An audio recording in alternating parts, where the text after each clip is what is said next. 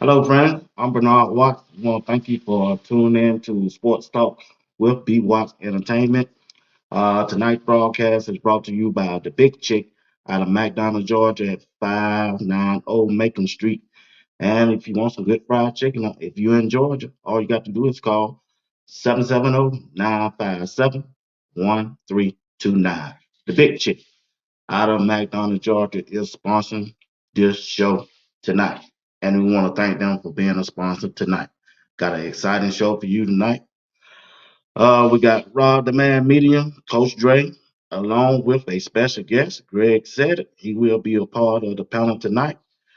And if you're tuning in, if you don't mind, hit the like button, subscribe to the channel, and also leave a comment in the comment section. I think Rod said he's running about 2 minutes late, but he'll be on in about 2 minutes. And we're going to get the show right on the road. And we thank you for tuning in tonight. Like I said, if you don't mind, hit the like button, go to Sports Talk with BWatts Entertainment, and subscribe to the channel. And I would appreciate you for doing that. And I got my guest, Greg Himbook. We got Greg Said It, along with Rod the Man Media. He told me running a couple minutes late, but we will. He said, make all the madness make sense, Rod. Rod running a little bit late. He say about 2 or 3 minutes late, and he'll be on. But what's going on, Greg? Not much. I decided to put my Coach Prime hoodie on tonight. Okay, all right. Let the sun pass. I I got got these Coach Dre up in the brag here, but uh, glasses on. what's up, Coach? What's going What's on? going What's going on? What's How y'all going on? doing? How y'all doing? How y'all doing, man? Good, good, Uh, good. T. Nicole, I think one of Rod's partners said black people never on time. Rod told me to tell y'all he running about 2 or 3 minutes behind, so he'll be up. But I just want to start off the broadcast by saying I want to appreciate you, Coach Dre, for being a part of the show. You and Rod, I appreciate y'all, and also Greg said it, and I just appreciate y'all friendship, appreciate your insight and positivity for Coach Prime and the Colorado Buffaloes that y'all do, the content that y'all bring. I appreciate y'all. And also, I want to thank the people in the chat that always here on Sunday night putting their input and letting us know how they feel about the situation also. And we thank y'all for doing that. Want to say, what's up, CU Buff Dynasty? We appreciate you for always being a faithful uh, watcher for tuning in for the broadcast. You and T. Nicole and rest of the game. What's up, Lawrence? How you doing, man? Miss Pamela Jackson, how you doing? But recently, this past week, we know some players had hit the transfer portal, and on my behalf, I just want to wish all of them the best. I'm not here to beat them up or say anything negative about them.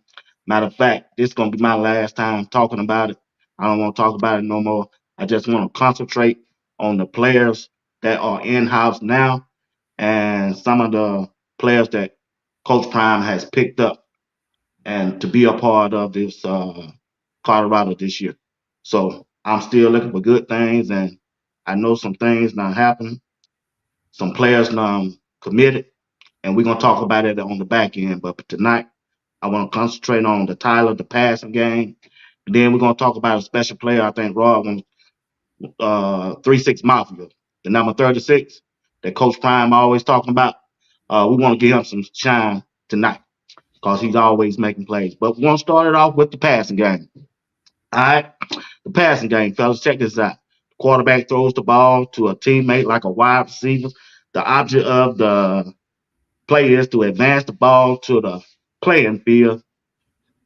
So in order to get a first down or to keep the drive going, the quarterback want to throw the ball. All right, we're looking at Shadur Sanders, one of the best pocket passive quarterback that was in college football last year to me. But the expectation this year is going to be a little higher, and I think he has a better offensive line, and he's going to Now, at first, I had told Coach Dre and RobDaMedia that I believe Travis Hunter going to be the Heisman winner. But after I'm looking at the videos from Well Off Media, man, Shador out there throwing some lasers, man. He, he out there throwing some missiles, dude. This dude is on point throwing that football. And if you give Shador 2.5 to 3 seconds to throw the football, he gonna pick you apart. So, Greg, I'm gonna start with you, since you the guest. What you think about Shador? Or you think about it as a quarterback and how you think he gonna perform this year? I mean, he hasn't talked much about it, but I think he has something to prove at the end of the day. It's not going to be too many throws that he's not going to be able to make. I mean, this is his 4th year. So, like I say, he sleep with the ball. He take a shower with it. He eat with it. So everything he's doing right about now is showing that it's not too much he's not going to be able to do with that football. So if that line does something halfway decent, I mean, it's going to be one of those type of years. It's going to be hard to beat them, especially like what we seeing with the defensive room coming. Coach Dre? I mean, what else can you ask for? He arguably the best quarterback in college football. And to me, it ain't no arguably he the best quarterback in college football with the best receivers. You saw what he did with Les. So when you give him a better offensive line and everybody gonna produce on the outside, you know, like I told you, I'm expecting 40 touchdowns with at least over 4,000 yards. And him winning the Heisman without a shadow of a doubt. Yeah, I agree with you on that. I believe he's gonna win the Heisman this year, man. Because with the weapons that he have, you give him a good offensive line, he just gonna pick you apart. Like you said, Greg, every time you look at Well Off Media, I seen them went on a trip, man. This dude was throwing the football out there by the airport, out there in the airport, and he was on an island. He had his brother running out for passes, man. He just man, this dude is unbelievable. Now at first, when he went to Jackson State, I had told my brother I got doubts about him. But after I saw him at Jackson State, Coach Drake and Greg, shoot, this dude don't make a believe out to me. And after last year, oh yeah, he gonna be the #1 quarterback pick in the NFL draft. There ain't no doubt about it. You ain't careful, he gonna be the #1 pick if he have a good season this year. Well, dude is And an it gonna extreme. depend. And it gonna depends on the offensive coordinator, Pat Sherman. Boss, I still think they gonna have to have a running game for Shador to have the numbers that he had last year. They got to. Well, even though he got a better offensive line, he still got to run the ball. They at least got to run the ball. So I mean, before I we mean get in the last top, go ahead, Coach Drake. yeah last year. I mean, besides last year, he done had 1,000-yard rusher behind him. So I mean, we gonna run the ball. I don't think there's no concern about that. I know a little. I guess people was a little upset this week, but you know, you can't cry over nothing. You just got to get up and keep moving. And Shador Sanders and the Colorado Buffaloes, they ready. So yeah, we gonna run the ball. Ain't no ifs, ands, and buts about that.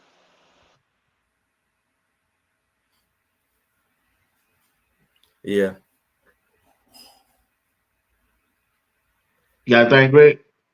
Yeah, I think that people don't really realize. I mean, he's an extremist like his dad. You see how Bucky talk about his dad, how when he's on in and it's a whole nother level of just how detailed he is and how Shador, even though he don't talk that much seemingly, you really look at him, he has them traits probably more than any other child he has. When he lock in on something, he seems to be kind of to the extreme. So that's probably why we seeing him all on the yachts throwing balls and in the airport and everything else, because he locked in. And I don't think we've seen that type of quarterback in a minute. I mean, from a quarterback place, he gonna show people something. He gonna show. I don't even think we can predict how dominant he gonna be. I mean, I can almost see him just doing some TCU type stuff on a weekly basis. Oh yeah, most definitely. I see that too, Greg. Like I say, the dude is locked in. I think he on a mission, Coach Drake. I mean, he is. Like I say, we taking receipts. We taking receipts. We hear all the hate in the back. We hear all of that. You taking receipts. But we ain't got to talk about it. You get what I'm saying? I hear everybody, me and Rob, we got stand on business, but from now on, we SOP, stand on purpose. Because what's business without purpose? So, my boy finna come do his thing, if no ifs, ands, and buts about it. Yeah. You think Pat Sherman gonna dial it up for him, or how you think he's gonna manage the game week by week? Like I think we talked about it earlier. I think it could be 60-40 any way, any week. So I think if we getting it done on the ground, I think we could go a little more pass heavy. But it looks to me like he's giving Shador the option to audible. Just from what I saw when I be watching the well off, it looked like he done made a few changes at the line of scrimmage sometimes. So I think he has that option to audible out of a play. And Shador's a smart enough quarterback to do that. To the chat, what y'all think about Shador, chat? Y'all let us know what y'all think about Shador. Let me know what y'all think about Shador. We finna move on to another topic about this passing game. Now, in order for Shador to have a good passing game, also the offensive line got to protect him. We know the situation that they had last year, that the offensive line that they had last year couldn't protect him. But Coach Prime told us he was about 8 to 9 players away. And you better get me now, because the next following year, you ain't gonna be able to touch him. And it looked like he done built a good offensive line through this transfer portal. And what I like, Coach Prime is bucking the system. Yeah, he doing it his way. He making sure that foundation is set for Shador and Shiloh and Travis Hunter and the rest of the players that he brought back that came back from the last year team is set. And if you look at the well-off media and the film that they putting out, man, that Benson, shit, this dude gonna be a dog, man. I'm telling you, man. I'm like you, Greg. When I see you, when you look at that video, like you told me Thursday, boy, he up there throwing everybody out the way, man. And you see one of the players called him out in practice this week too. So what you think about the offensive line that Coach Brian put together, fellas? I see. It don't matter who goes. We just had one more come in, the lineman from Texas, and Texas. We were kind of what's going on. We were kind of thinking like, I did a live earlier today with my fantasy. You know how people have a fantasy draft, and I was like, Shadoze made the comment that you move that Benson been playing some guard, right, and he been giving them business. So I say, what if we had this new tackle come in, and he bumped over to guard, and we bumped Tyler Brown over to center? That would be like the dream come true, as far as just that stoutness up the middle. And because I still, want to see what's going on at the center spot. But just in the ideal world, if you can have somebody stout at that center and have some strong guards, it's going to be a real problem. I mean, you gotta. This is the biggest thing, and I think I said it last year. Tyler Rock Brown, he's the glue to the offensive line. Shador, he believes in protecting that kid. Two behind him, he done had it with him for a long time, and you can tell he working hard. Like you say, Benson as advertised, Seaton as advertised. I like the way Hank Salinski's been playing, son. I can't sit here and hold nobody and say I don't like the way Hank playing. I know he gonna have to work hard. I'm glad about the pickup with the kid that we got from Texas, but I do want people to understand that he is coming off of ACL, and that's not a great injury for offensive lineman. So I just want him to be healthy when he gets out there. But as long as he in the 13 deep that I got for the offensive line, I feel good about it. And right now, I think we'll probably get a couple of more offensive linemen. But right now, I like where we at. You still got Tyler, what you call it? That's not in the ones right now, and he only gave up one. Tyler Johnson, and he only gave up one sack. So when you got a kid like that in your second team, that tells you a lot about what's going on the first team. What's up, RobDaManMedia? What's happening, man? How everybody doing? Hey, we appreciate you joining us, man. I know things happen, but we've been talking about the quarterback, Shador, what kind of season we expecting from him this year, and now we're talking about the most important part, the offensive line that Coach Prime put together. through the transfer portal, and it's looked like this offensive line going to be way better than it was last year. And at first, I had thought Travis Hunter would be the front runner for the Heisman Trophy run, but way I've been seeing Shador throw the ball, them darts, them missiles, and the timing that he on with the receivers, man, it look like he's going to be one of those years that this dude might just be the front runner for the Heisman Trophy winner coming out of this year and from the spring. And I'm excited to see what he's going to do. Man, when you look at this team, man, you just gotta this man. Let's first off start with the recruiting team that Prime has built this year. How he's upgraded in that room first. Going out to see how can we get this team even better? How can we get greater while we can strengthen it? Not saying the recruiting team was weak last year by any measure, but just strengthening, adding more versatility to that recruiting team makes a big difference. As you see, each and every day, the recruiting team is at practice. Hey, you either gonna come with it or you're gonna get replaced. That's the message. Don't let me replace you. Your job is to keep your job. If you want me to replace you, we got somebody in the portal waiting for you. So you're just seeing this approach happening every single day. And one of the things that you got to look at is the players that's leaving, they're older, less eligibility. The players bringing in more eligibility and younger. So, you're going to get to really have an opportunity to see the growth from not only the recruiting team, but also the coaching staff. So that's going to play a part too. When you look at what's really going on with University of Colorado, if the players that left, the players coming in, we got younger with more experience, but we also got more skill, and the future is better.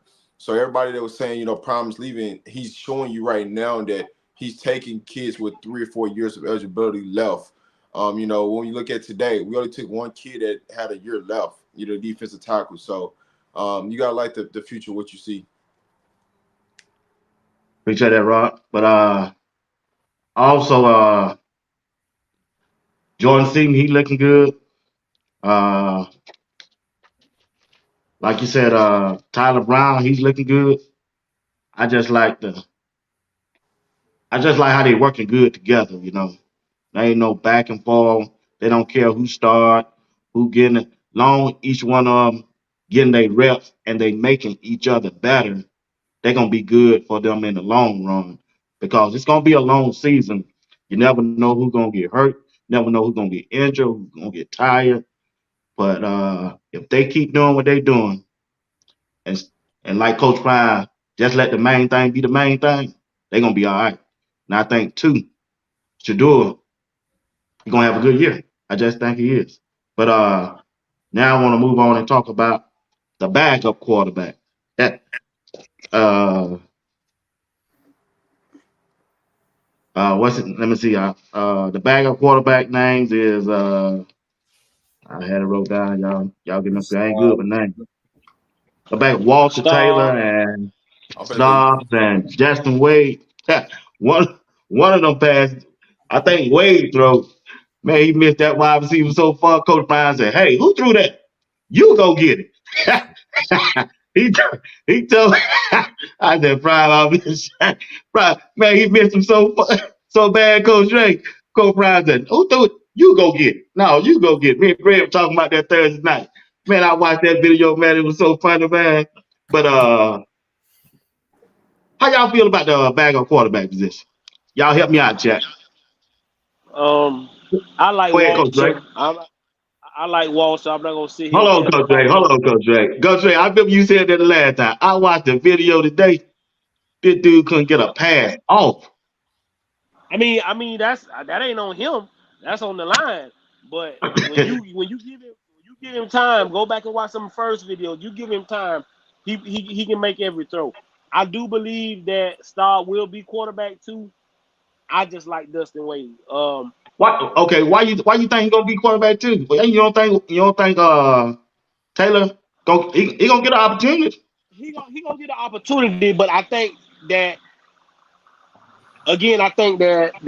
Staub is a little ahead of him in the playbook and stuff like that right there. But when you're talking about the athletic ability and the throwing ability, he's not Shador throwing the ball, but Right. you don't have to change. You don't have to change your play calling a lot if you put in Walter. If you put in Star, we got to change the play calling a little bit. You get what I'm saying? So that's my Oh, thing when I he throw think a lot of about interception, man. who Okay, okay. Walter. Stop. Walter. Oh, Star. No, stop. I mean that's a. Oh yeah. He got picked off left and right yesterday, but he going against the Yo, man. ones. So that's gonna always. I mean, he going against the ones. That's gonna always be the thing. But I like Walter because I don't think we have to change the scheme up. The offensive line would kind of still feel the same. When you put Star back there, you got to change the scheme up a little bit. So I just like Walter, but Okay, I do Greg. think that Star will be. Okay, okay. Greg, I like Walter down there in that red zone. Sure enough, though, man, with his size and stuff. Man, I you can imagine what type of plays they can run with him with his length and his running ability. What you think?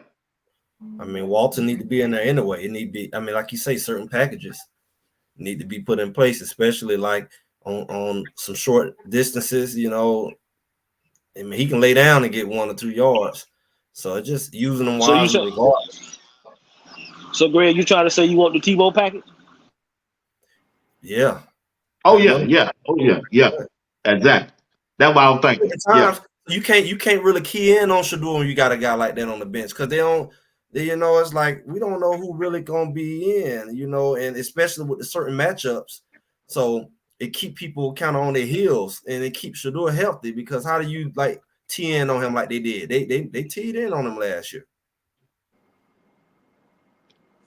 All right, Rob. What you think about the bag up quarterback position? Honestly, man, it's hard to say who gonna be that backup too. It's definitely competition between Stobbs and Taylor. And the reason why I'm saying that is when you look at our second team offensive line, they're still missing some pieces. The depth piece that we're going to get right now, I want to see what it looks like in the fall before you come to that decision. Now, this is me just talking early, right? Right now, yeah, you have to take Taylor in this situation. Taylor looks like better athlete, better mobility to get around in the pocket, can make every throw on the field. So you got to like that.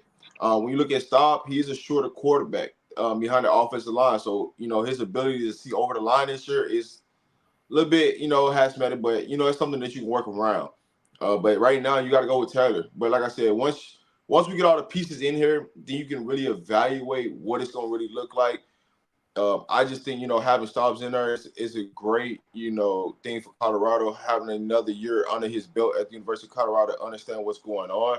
But ultimately, the upside of Taylor, man, you just can't beat that, man. What he can present on the field, and different things in the packages that you can utilize him in. So they're definitely going to utilize him some way, somehow. But you can't count out Stobbs as a QB2. Okay. All right. I go with that, but I don't like it. But like I'm with you, Coach Ray. I'd rather see Taylor in there. But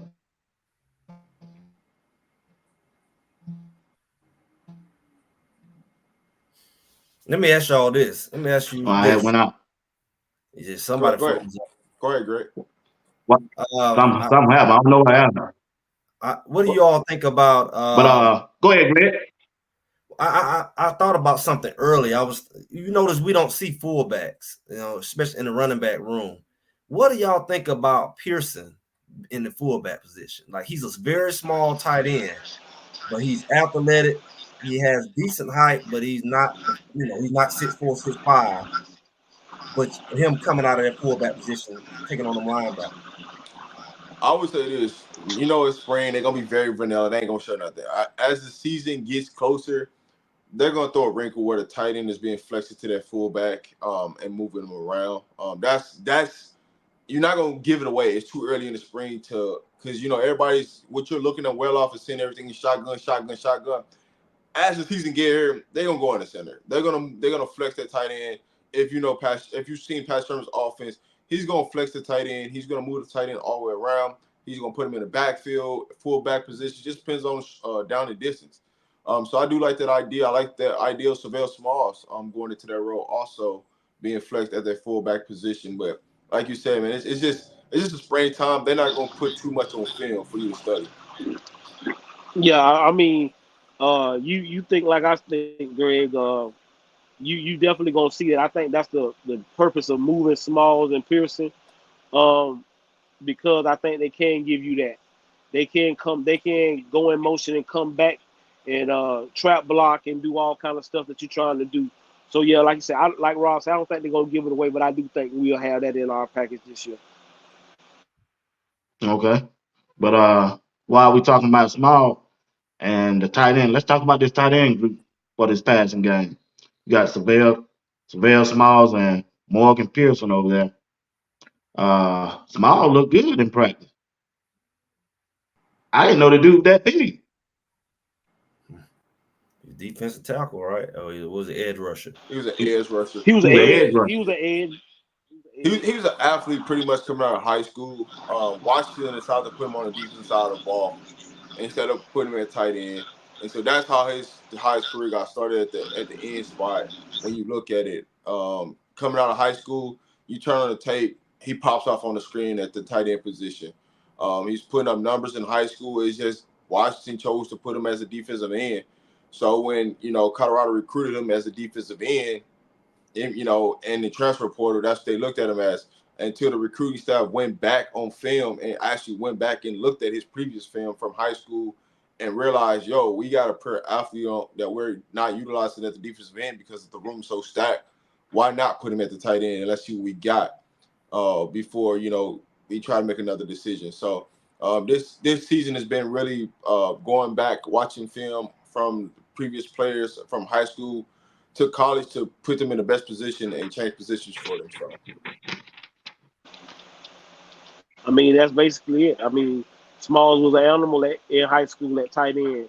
And you could flank him. You even saw, if you go watch the film, they even flanked him out and put him in the slot and stuff like that. Yeah. And Yeah. what you got to do, what you have to do is you have to applaud Corey Phillips for going back. Oh yeah.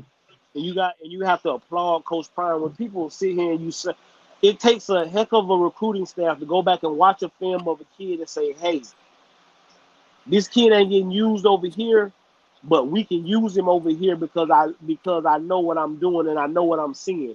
And so I give Corey Phillips and that recruiting staff a heck of a hand clap for what they did. And the same thing with Morgan Pearson. And that's why you see these guys came over here and competed. They want to play. And you saw what happened in the tight end room. They moved themselves up to 1 and 2 in the wide receiver. I mean, the tight end room. And they telling anybody that coming in here, y'all got to come see us about it. And I ain't mad at that. I think that's what happened to Mayers. Mayers thought, hold up, these guys. But you know what? That's a hard tackle. He did that on that. Imagine trying to tackle Smalls. Yeah. He remind me of that guy from number 5 from Colorado State that was destroying us. Yeah. Oh yeah. Big lower body, fast. That's what Smalls remind me of. That number 5. Big dude. I mean, you got to think about it. When Mayers first came here, Smalls and Pearson weren't even in that room. So he thinking about all the reps and what he's going to get.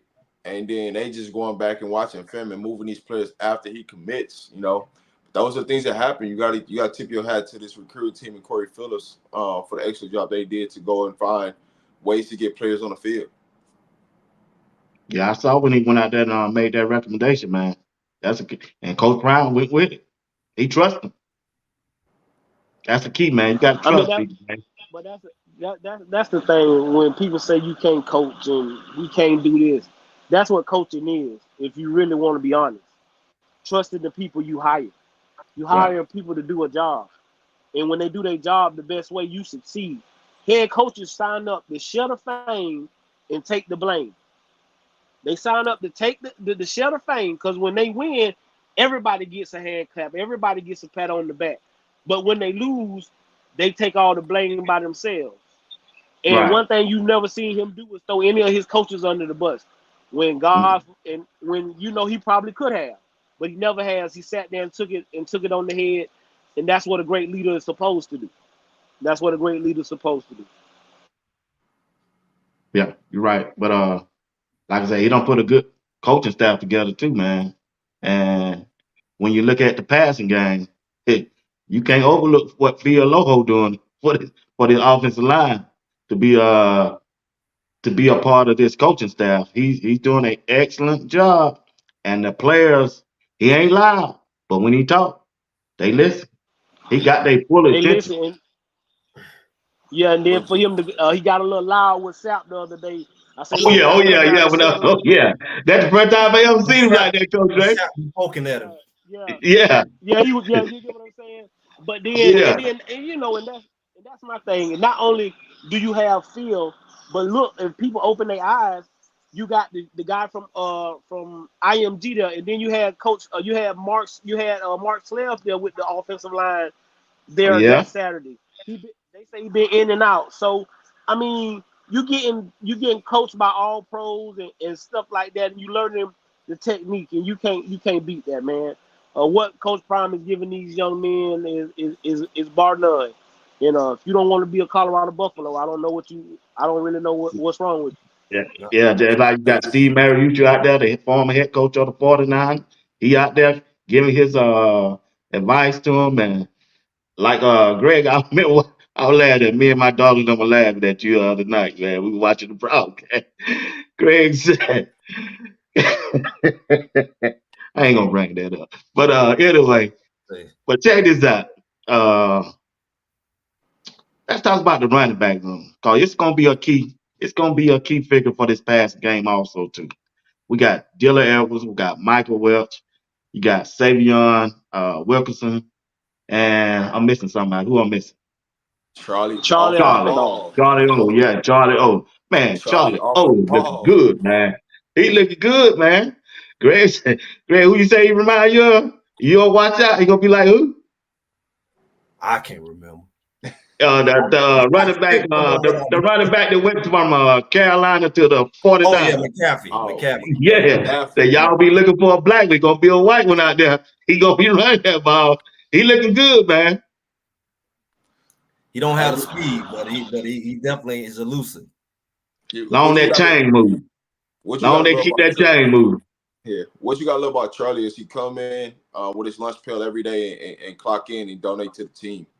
No matter what they ask him to do, whether it's second team, third team, 15, whatever team, when he gets his reps, he getting his reps because he's not cheating anything. He's going and putting in the work, and he's depositing into the team every day. And you can't ask for nothing but kids like that to build your team, and just bringing them uplift everybody because now you can't say you're not getting opportunity when Charlie is working himself up the depth chart. And every moment he gets a chance, he's going to go show you why he's moving up the depth chart. He's just putting his head down, closing his mouth, and just working. At the end of the day, and when you got players talking about they ain't getting opportunity this and the third, well, you can't say that. Everybody's getting opportunity. You just ain't proving what you're worth. And Charlie's going out there and showing the world, this is what he's worth. So that's one of the kids that you just love to have on your team and hope that you can get more and more. Coach Ray, what you think about Dylan Edwards I this mean, year? he did the work. He did the work in the off season. He went and put on 10 pounds of muscle. He went and ran track to get his speed up. He put in the work to tell people that I understand what everybody's saying, but I'm gonna be ready to go. Um, you can't have nothing but good things to say about him. He's uh he's a Marshall Faulk type of football player. He can catch the ball out the backfield. You can line him up in the slot. He can do it all. And so when you're worried and you can run him on the jet sweep, so you got to feel comfortable with him saying he feels like he can tote the load. But then like you say, you got the bowling ball back there, Savion Wilkerson, and I told people from the jump, the first time I saw this kid, Michael Welch, he's something special. Michael Welch, he's something special. Um, Yeah, and I believe he the future of college football at the running back position. No ifs, ands, and buts about it. He don't oh yeah, smile. I mean, I just did get him to smile in the video the other day. He about yeah, business, and so I don't want to yeah. hear nobody say. I don't want to hear nobody say that Coach Prime method doesn't work. Him, uh, Brandon Swain, and the big man 77 see and showed you that if you come in here with your mind made up Oh and yeah, show that that don't nobody care about what I did in high school. I got to come in and show these men, these other young men that I want to be a part and I can do my job just as good. That it'll pay off for you in the long run. So I just like our running back room. I think we probably gonna add another running back. I just don't know who it's gonna be, but we'll probably add another one. Okay. We're gonna talk about that at the end. But so what you think about the running back room, Greg? I mean, I think a lot of people gonna underestimate because they don't have the big name. McCaskill's the closest thing to a big name, and that's what everybody expect the big program to have a big name. But I think they're gonna make some names this year. People they're gonna put their names on the map. Dylan Edwards, you see what he did first game. That's on the coaches to me, not to use him the same way they used him, because him in open space. I mean, as far as taking the pressure off of the offensive line and Shador, like if it's not using the motion, I don't know why is that, like we was so stiff last year, like motioning him out the backfield, that's great, but just using the motion to throw the defense off and you get him out there in open space, you've seen what happened. So I think they figured that out. I think they're going to get him the ball in space, then they're going to get Jimmy the ball in space. So it's going to be hard to key in on him. So I think that, and I think Savion is a guy who I think he's like a Frank Gore. A lot of people don't know much about Savion and how he runs consistent hard. Mm-hmm. So he's another guy who I think is gonna pop out this year, who people kind of overlook. Rob, you want to finish it up? Man, you look at this running back room. You gotta like what you see. You got the offensive line in front of you. There ain't no excuse not to hand the ball off. Ain't no reason for you not to hand the ball off. Hand the ball off and let's see. Let's go to work. But like Greg said, man, motion is the key to all this, right? Motion moves defense. Motion moves players on the defense. Even if you want to see what they're in, if it's man is zone, just simple things like that to make the reads easier for everybody. Makes things easier. It helps you identify the linebackers, all type of things that that you wouldn't think of. And I'm just saying this for people that when we talk about motion, why we're talking about motion, and the keys to that and the reason why. But when you look at this running back room, we got a solid running back room. I do think we will add one more. Who that person is, I'm just gonna let it come out publicly. But we will add another running back or two. But just be prepared. We gonna run the ball this year. Right. Yeah, I hope so, man. That's gonna be a key to that passing game to me. But once again, we want to thank y'all for tuning in. Thank you for participating in the chat. Thank you for hitting the like button, and also over there I put the broadcast on my Facebook page tonight and LinkedIn, and to saw the people that was tuning in. Man, we got NFL players tuning in. I shared it with Rod, and we got I ain't gonna call no names because I won't be no name dropping, but we appreciate and some members of the staff of CU. They registered for the broadcast tonight. Like I said, I'm not gonna call their name. They watching. Like I said, I appreciate you, Coach Dre, Rob, and Greg. But whatever y'all bring to the table, I appreciate y'all, and people are watching us, and we want to thank them for tuning in. But if y'all not subscribed, man, subscribe to their channels, man. Subscribe, support, man. Like the the live stream, share the live stream. We just trying to talk. We just in here talking about Colorado football. At the end of the day, feel free to comment. We know we live on Twitter right now. We live on YouTube. We live on LinkedIn and on Twitch right now. So we live on a lot of different platforms. So just let us know y'all here, man. Just like, share, subscribe. That's all we ask for from you guys. Yeah, wow, it just blew my mind, man. You got two Hall of Famers watching up, bro. When I looked at that, man, I said, dog. But check this out, man. Let's go and talk about the show, the wide receivers. Man, you got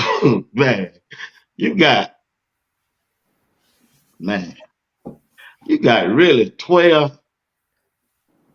Whenever them boys get here, the other folks get here, you got 12 wide receivers can start on any SEC team over there. And people keep forgetting about Caleb Matthews. He a possession receiver, man, and should do everything he throw to him. Boy, he go to the ground and catch it. He don't care if he got a defender in front of him or not. He gonna catch that ball. Him and Omarion Miller, I ain't seen him drop a pass yet. I haven't. So what y'all, Coach Dre, what you think about this wide receiver room we got? We the best in the nation. Yeah, I didn't stutter. I didn't panic. I didn't say nothing. We the best in the nation, and everybody ain't here yet. Amarion Miller, he putting the world on notice. He putting the world He on ain't notice. missed a pass If yet, Coach. if you try to cover this man 1-on-1, we gonna beat you deep every time. Jimmy, I told y'all, them Florida boys keep receipts. Them Florida boys keep receipts. Uh, and I think having Webster there with him, another Florida guy, you see that Florida coming out of them boys. You gotta like that, and then like you say, the silent assassin, Caleb. And then don't forget about Wasim. He been looking real good. He 28. He been catching the ball. 80 was doing real good before he got hurt. I think he got hurt, and I think Timmons has been slowed down by injury too, and he was looking pretty good as well. So and we're not even talking about Will Shepherd and Baby T.O. and I'll tell Traylon you. Miller and Cam McHale. So if you think that we not the best receiving room in the country, I don't know where you been at, but we them guys and see you at the receiving position. If no ifs, ands, and buts about it. All right, Greg. Before I get to you, I'm gonna read this off. We're gonna let Rob end it off. You got Lawrence right here says, just to send support. How does you how does you keep all the wide receiver happy? I see why CU will be a passing team first from each panel who starts. I'm not gonna say who's gonna start, but I think they came there for a reason. They came there to play with Shadur, Mr. Lawrence. And I'm sure they already know who's on the team. They watching videos like we are, and they know how the depth chart is.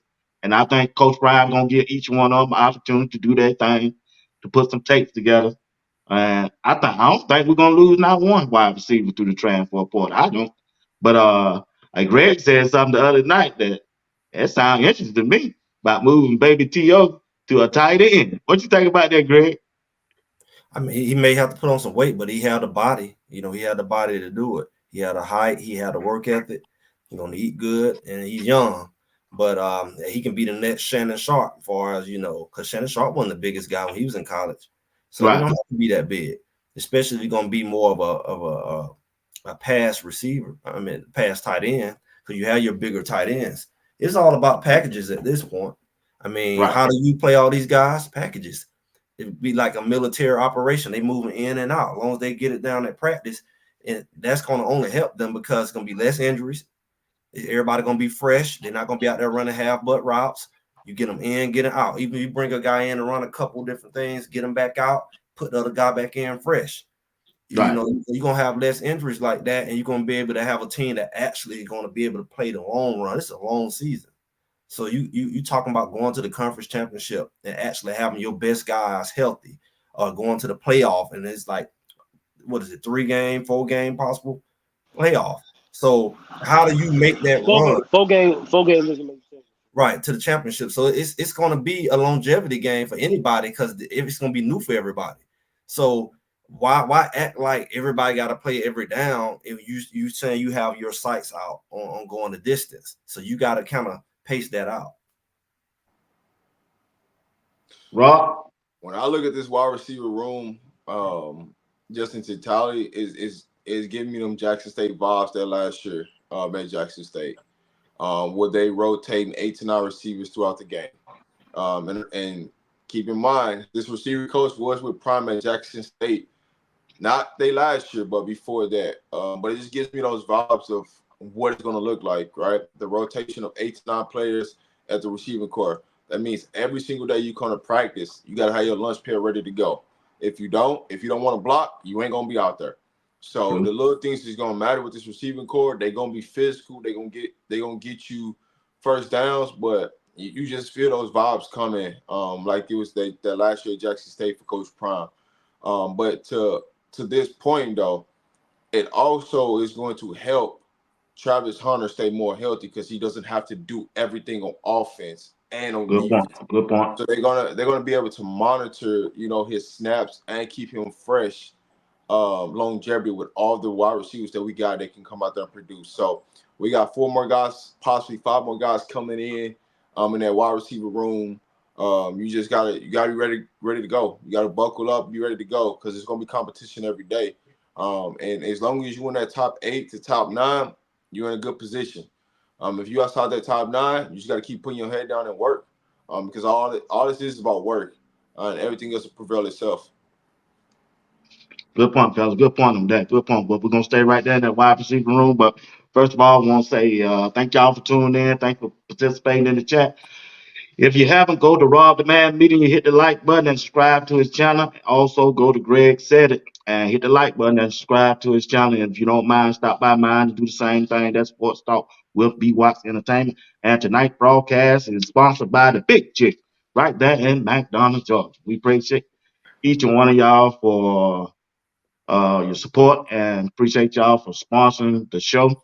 Got an email, I think it was Friday. Got from my bank, Wells Fargo, because I reached out to them. I think they're gonna take up the 1 month. They didn't want to do the 1 day. They want to do the whole month.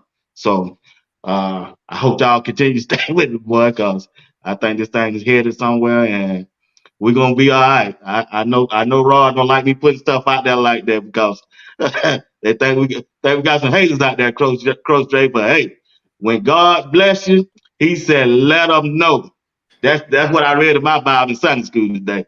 Let them know the goodness of God. Cause we ain't doing nothing wrong. We ain't doing nothing bad. We ain't trying to tear nobody down. Anything, I'm a lifter. I ain't jealous of nobody else's talent. I ain't trying to be nobody else's talent.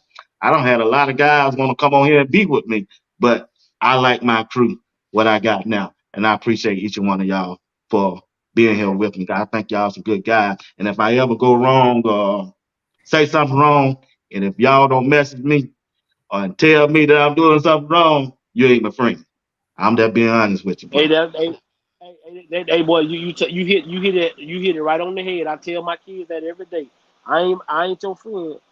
And a lot of y'all walk around here associates and not friends. Because if I can't tell you when you're wrong, we ain't really friends. That's as real as it get. There, BG. Hey, Mr. Willie, I ain't trying to take him to church, man. It's just I got faith in God, man. I don't mind telling nobody. I ain't ashamed of it. Because I've been on the wrong track before too. And that's why I don't like knocking young men when they make bad decisions because you still got chance. If God wake you up in the morning, you can change that if you got your mindset right. If your mindset ain't right in anything, it ain't got to be in sport. It could be anything in life. It ain't gonna work if your mind ain't right. It just ain't right. But that's that old school talking, Rod. I know I you mean, ain't with you on y'all young bucks and you and Gray don't understand that. But me and Coach Dre, we're gonna lead y'all down the right way. Look, y'all just I hanging ain't him with. saying nothing. I ain't saying nothing. You got it. I ain't saying Hey, hey, chat. The next time he come on, he might try to have a Bible study with y'all. You don't watch it. But chat, I gotta give a shout out to my one of my close friends. He don't never say no, he don't never say that, but he let me know he's watching. That Pastor E. Do is Smith Jr., man. Hey man. I told him I'm gonna give you a shout out. He said, man, I'm good, man. I'm good. But I appreciate him for his always tuning in. But check this out, man. I want to talk about the players coming in, but I want to do it after this rapid fire. Can I get the rapid fire out the way? Go ahead. Go ahead. Coach Drake said, Let's get the hang it, y'all let's just get the hang here with me, man, let's because get the we need let's to get the chat. let's get Hey, let's before get the I go to cutting the edge. rapid fire, want to thank, like I said, we was up to what 360 people that had tuned in. Once again, man, I don't take y'all lightly. You can be watching anybody else on YouTube, or you can be doing anything with your family, but you chose to be here, and I appreciate you. Rob, before we move to rapid fire, you, Coach Dre, and Greg, let's get the chat involved. Rob, get a chat a question. Let's see if they're gonna answer back. And y'all two at the end have a question in mind that y'all want to ask the chat. Keep them involved. Chat, who is your favorite commitment today? Let's do that. Let's just make it simple. Who is your favorite commitment today? Let's do that. Let's get involved. See what they All got right, for us. all right. Give me a question for the chat, Greg. That come back to me. Okay, I'm come on, not. Coach Dre. Hey, chat, give us your best Coach Prime quote. Your best Coach Prime quote. Okay. That was a good one. Yeah. It's neck and I neck, help you on that man. one, Coach Drake. I help you on that. Let the main thing be the main thing. Make the main thing the main thing. Okay, I got one for you. How many passing yards you think Shador gonna throw for this year? Ooh, I want to get in on that one. Get off the darn field. You said how many passing yards, Greg? How many passing yards you think Shador gonna throw for this year? I say 4,000. I say If you 40. help, if he play all game, he gonna throw for 4,000 easily. All right, we got over 1,000 easy. Are you riding? Are you Play. Are you riding? I ain't hard to find. Ooh, Miss Hill say 5,000. Steve Woodland said 4,000. If you don't get the Heisman with 5,000, I don't know what it's gonna take. No cap, Raw. But check this 32 out. touchdowns. Let's check this out. While they answering the question, Coach Ray, you think the referee's gonna take a game or two from us this year? Man, please don't get us started. They gonna try. They gonna try. Don't get us started. But that's why you can't. That's why we can't. Why we can't have it close. We got to go ahead and put our like teams that we supposed to put our foot on their neck. You got to put your foot on their neck, because if you don't, referees gonna start calling. You're gonna be seeing miscellaneous flags out there, stuff you ain't never heard of, and all kind of stuff. Like, it's gonna get crazy because you're afraid of what this is if he wins and he succeeds, because he hasn't did it the normal way. He did it his way. So I feel like we could if we don't do what we supposed to do, we can put ourselves in a bad situation. Yeah, Mr. Woodland say if you dominate, it's out of their hand. Yeah, you right about that. I got something called a Utah theory. I just made this up. The Utah theory. Oh, don't do that. When they can take 3-4 touchdowns from you, when you got your foot on their neck, and they take 3-4 touchdowns from you on yeah, you're right. With cameras and well off there, and they still take 3 touchdowns from you. Ain't that close about 3 touchdowns. It ain't nothing close. Yeah, I mean they wasn't. There was no way they was gonna there was no way they was gonna let us beat Utah. Like you said, you just gotta go out there. Yeah, with half of our team out there, you know what I'm saying. So yeah, they didn't kill. With half the refs saying, "Hey, that shouldn't have been called," and half the refs saying it should have been called. Well, we ain't gonna go there. You blowing we got to go there. We want to go there. We got to go there. Whistle when the man went out of bounds instead of letting the play out like everybody know, even on Little League. They blew the whistle because they knew he was gonna score. They knew he was gonna score. And like I say, man, this passing game gonna be depth. And the referees, man, like I said, man, Utah really did impress me, man. They ain't have that in the mix. They're G5. And we didn't have to do it. So I think Coach Ray freezed up. So Rob, why the media is so high on Utah winning this Big 12 conference this year? Man, it really just came down to the quarterback, right? They know they're returning Cam Rising. That's really more of you got a name with a face, right? That's been in college football. He been playing this is 7th year. Yeah, he been in college football for forever, right? Yeah. It's a name, and it's automatically brings you standability, right? Because that's the first thing everybody want to say. But outside of that, I mean, they're going to try to run the ball, and they're going to try to stop the ball and try to stop you from running the ball. Those the main 2 things Utah is going to do. Anything outside, far as wide receivers go, it's up and down. But they're going to try to run the ball, and they're going to try to stop the run. So those are the things that really Utah brings to the table. It's going to be a physical game, but you mentioned physicality. Hey, we got the best quarterback in the nation. So all you got to do is just pay attention to what we got and what we working on, and clean up the trenches. What you see that we're doing, we're getting bigger on both sides on the offense and defensive line. I can't wait to see him. Yeah, but like I said, so before we move on, let's talk about Coach Prime, man. I got to get a dude this flowers, man. Why this dude is a gold jacket? He don't play the Super Bowls, man, and People act like he don't know what he's doing. He don't know football. Greg, what you think about that, man? All these people be trying to handle Coach Prime in online and in the media. I mean, that's what delusional look like. I mean, when you trying to use a typical situation, like a typical guy who hasn't had coaching experience without taking into consideration who he is and what he's done, it's very basic minded. Because I mean, that's what you're trying to do. You're like, oh, he don't have the coaching experience, but you're not going to count all the experience he has as a player, as a coach on every level except this level. You're not counting the fact that he's coached in the All-American games for years. You're not going to count this analyst. So you say he don't know football? What do you mean he don't know? That's all he's done. I mean, of course he played baseball too, so he probably can coach that just as good.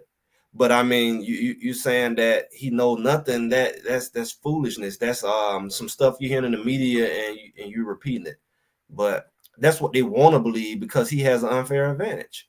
He has an advantage that they don't have. He got a gold jacket and he just put another one on his staff. And just for show, I think these guys are really they trying to make a point this year because you really look at his staff is really sneaky. He don't snuck a lot of people on his staff that people don't realize, from the NFL level. And they came in because they want to see him win. His buddies have came in and they're not doing a lot of talking. And you look up and you see them winning, you're going to be like, it's unfair. It's an unfair advantage. It reminds me of Jackson. A lot of people saying Jackson last year, on their worst day, they're going to beat you by 21. Yo, woo. I mean, they just was loaded. The talent was too much. The staff was too much. That even on a bad day, they're gonna run through everybody, and that's what it's starting to look like. Especially as these transfers continue to plug in these key spots, it's gonna get to the point they're gonna be mad at him for beating them. Oh, it's gonna go from he ain't know nothing to that ain't fair. He went and got Warren Sapp, and all these people showed up. Nobody else can do that. You're right, but y'all pushed him to this point. You pushed him to this point. He told y'all to quit poking at him, and he told you in the press conference. Hey, Greg hitting it right on the head, man. It ain't too much to add to that, but just what happened last year is what happened last year. What's happening this year is you seeing the work being put in from all levels. I don't care. You want to talk about the recruiting staff to the coaching staff. From the freshman, sophomore, junior seniors, whoever's on this team, right? You just see a difference. You see a difference from the training staff, right? They're trying to do everything they can possible to get this thing turned around and get this thing going up in the upwards motion. And all the thing that matters right now is just keep building success to collect W's. That's all that matters right now. End it up, Coach Ray. I mean, Greg just hit it on the head. You afraid of what you can't or what you don't know.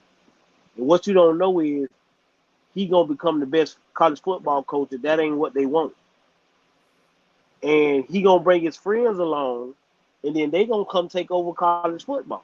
Cause all my guys gonna go be head coaches, and they gonna go get other guys, like you say, it's other Hall of Famers that want to be head coaches. Ed Reed wants to be a head coach, and Ray Lewis wants to be a head coach. Andre Johnson wants to be a head coach.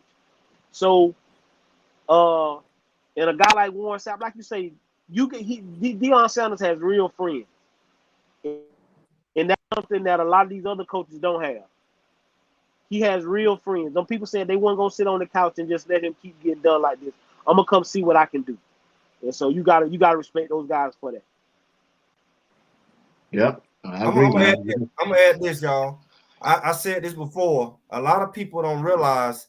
I'm gonna call it what it is. Y'all can say I said it. A lot of these guys who became coaches wasn't good ball players.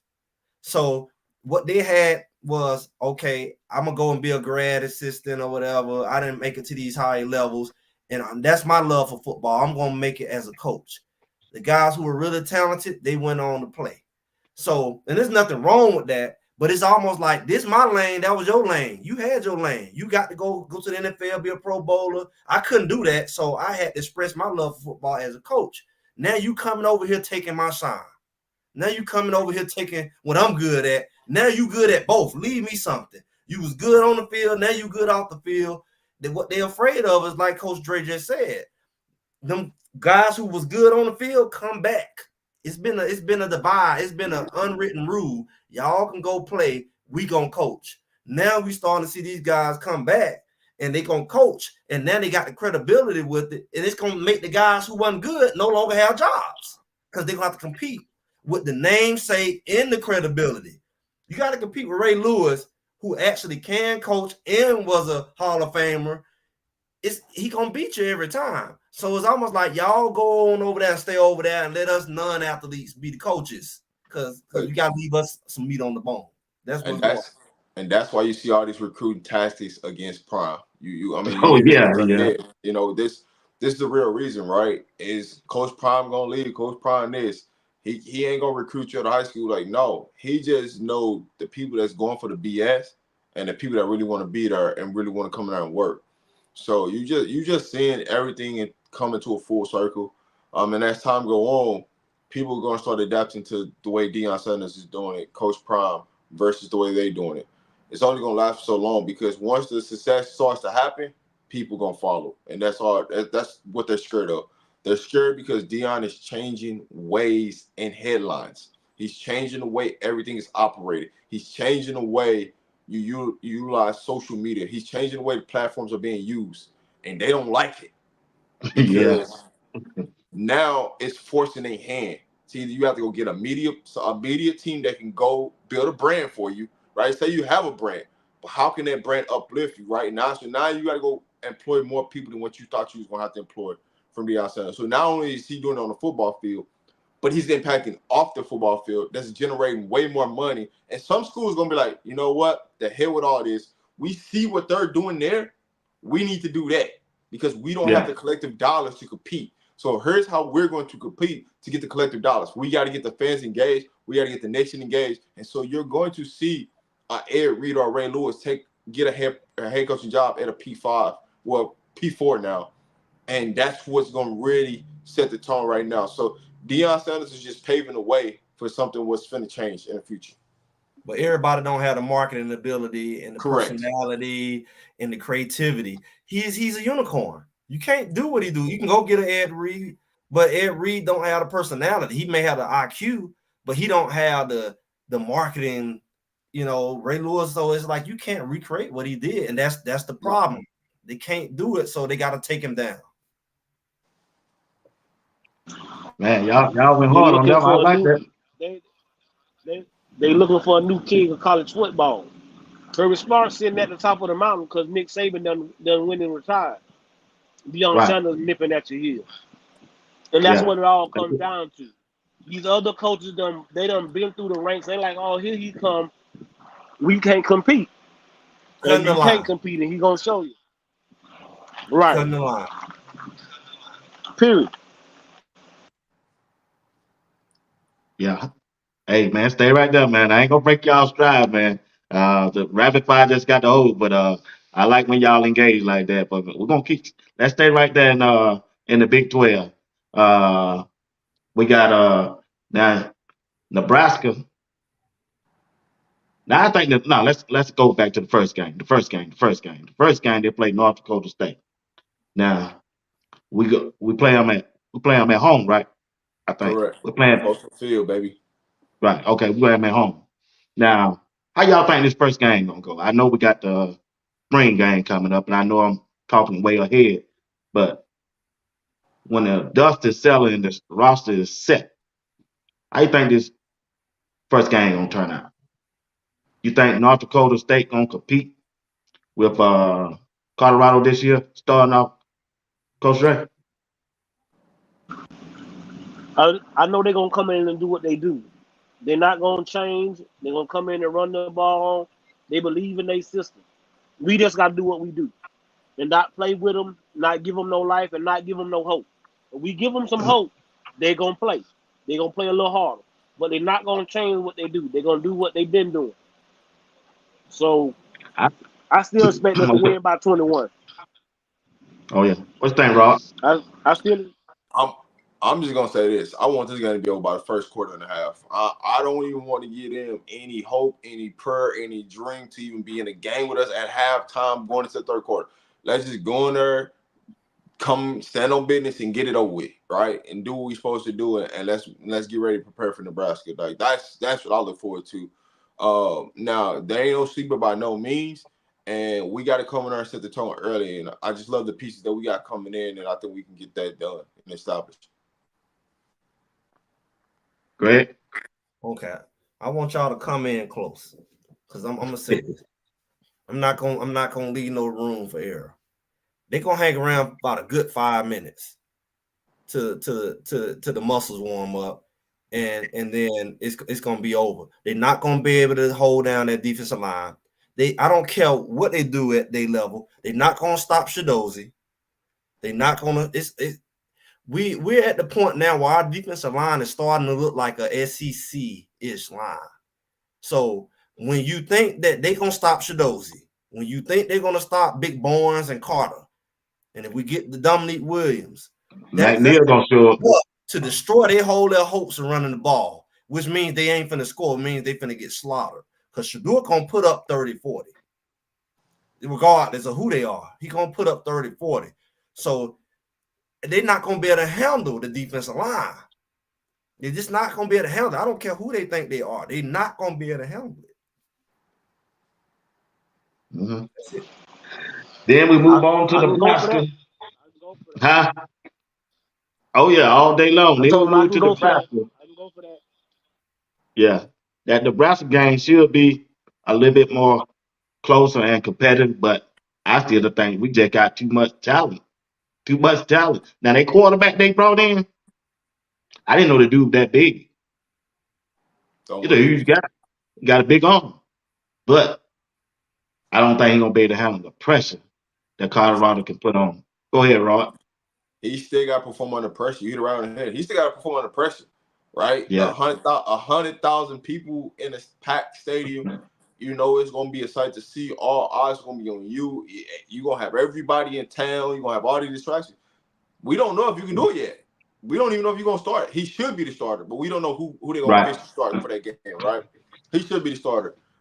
He's a talented kid, but I just know that we gonna come and we ready. And we should take our business against Nebraska. I just think we're gonna do more than what people expect us to do against Nebraska. Go ahead, Greg. I mean, it's gonna be the same as last year. They're gonna run it up on them. And see, this is what's gonna happen. It's gonna be identical to last year without the little flip-flop back and forth.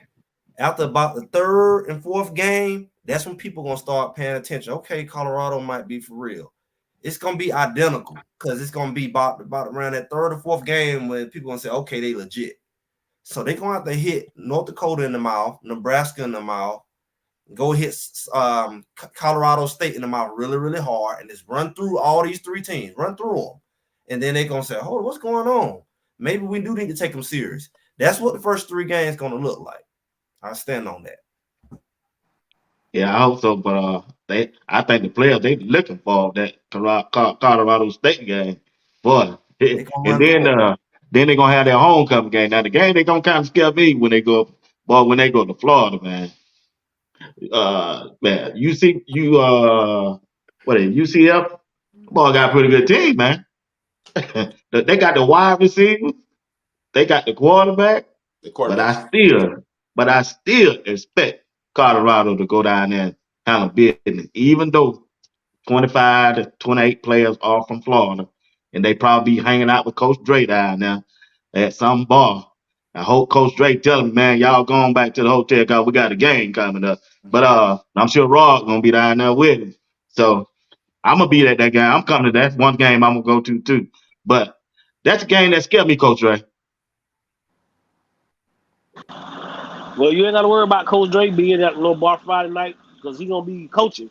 But it's going to be scary, but I think we're going to handle the business because them Florida boys don't want to come home and get beat. They don't want to come home and get beat because you got to come back and listen to everybody talk trash to you and all that.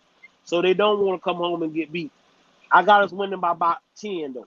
But it's going to be a close game. Gonna be a close game, but I got us winning by about 10. What you think, Rod? about this UCF game? If the quarterback, who the quarterback is, Jefferson gonna be starting, he gonna turn that thing over 2 times, 2+ times. But he a running quarterback though. He's not Shador. He gonna I know he ain't no turn that good thing pass, over. but he can run that ball though, man. All right, go ahead. Oh yeah, Go what I play, say. play Not with his D line. Go ahead. Hey, he can run that's his background. He a running quarterback. I They're understand. gonna be a good matchup. Coach Drake, this dude is big, man. You help me out, Coach Drake. This dude is big. Cause Rod and Greg don't want to see the point I'm making. No, to beat. I ain't saying they gonna win. I'm just saying this dude is big, man. All right. I'm gonna say it like this: to beat Colorado this year, you're gonna have to have a quarterback that's like you see what happened in Pac-12 last year when you had Penix, you had Bo Nix, even Cam Ward. That's the kind of caliber quarterback you're gonna have to beat Shador this year, because the defense is not gonna give up them points like last year, and Shador gonna spin it one way or another. He don't care who you playing. He can go play the junior varsity and he gonna dog them because he ain't really caring right now. So the only way you're gonna beat Shador is your quarterback got to be on his level. You're gonna have to go toe to toe with him, and your defense gonna have to be solid. I just don't see it. I just don't see nobody doing that right now. Not until you get to the. I will say this: Gus Malzahn, he gonna scheme it up. He is. He's gonna He scheme it gonna up. scheme it up, man. I will give Gus Malzahn that, but I don't trust KJ Jefferson. Man, I'm just telling you what he gonna get you to. Oh, not throwing the ball. No. He gonna get you 2 turnovers, and we gonna Yeah. capitalize on it. Right. DC Carson said Arkansas had a bad O-line last year, yet KJ still gave Bama hell. I saw that game. He sure did. Guess what? That's what kind of scared me. Big Worm said, facts, Greg. Running quarterback not gonna do well against this defense. And what it's looking like, a running quarterback not gonna do well. You're gonna have to out throw Shador to beat him. Yeah, but okay, guys. Hey, let's go and get this rapid fire out the way, and then we want to talk about the players that's coming out of the transfer portal and what Colorado has signed, and also looking at sign. All right. First question go to Coach Dre. We always let him start it off. Here we go, Coach Dre. Chat, don't leave us. Hang in there with us. I ain't got about 6 questions that I'm asking, and y'all give us your answer and be honest about it. I'm gonna start with Coach Dre on this one because I really want to hear his answer on this one. The best quarterback. Who's gonna have the best season coming up this year in the NFL at the quarterback position? All right, you ready, Coach Dre? Is it gonna be CJ Stroud from Houston? Oh, he gone? He done. All right, well, I'll start with something there. All right. I'm just gonna tell you right now, if you got Anthony Richardson on there, we already know what this is. I just want an honest answer, man, because this gonna be the key right here, man. But I'll wait till he comes back. I want to hear his answer on that one. All right, check this out. In basketball, if you had to pick y'all comment in the section, in the chat, y'all help me out. In basketball, Rod, best clutch shooter, Reggie Miller or Ray Allen? Clutch, not the best 3-point shooter, but a clutch. Reggie Miller when he was playing, man, it's so tough. or Ray Allen when he played with Miami. I'm gonna go Reggie. Nah, I gotta go Ray Allen. I was gonna go Reggie Miller. I gotta go Ray Allen. When you talk about clutch and you talk about championships on the line, you gotta take Ray Allen, baby. Yeah, he clutch, man. He was clutch. Like the chat was saying, Deb said Ray, Brianna, Rachel said Ray, Big Worm said Reggie Miller. I like that answer. I like that. It's starting to get split down the middle now. It's starting to get split down the middle, man. Greg, what you think, Greg? I'm gonna go with Reggie, I guess. You gonna go with Reggie Miller? I got to. Okay, I'm not that young, you know. Hey, down, listen. Down 10, down 11 with about $130. Reggie Miller gonna get back. He gonna make them shots. But with the chips on the line, I'm taking Ray Allen. Sorry. Ray Allen just crushed me. He just crushed, man. He just. I'm taking the chips, baby. He clutched, man. Give it to him. I'm taking the chips. Okay. Coach Ray. Can you hear me? Y'all there? I'm there. Yeah, we got Yeah. you. Yeah, we want to know in basketball. We're talking about basketball. Best clutch shooter. Who you taking? Reggie Miller or Ray Allen?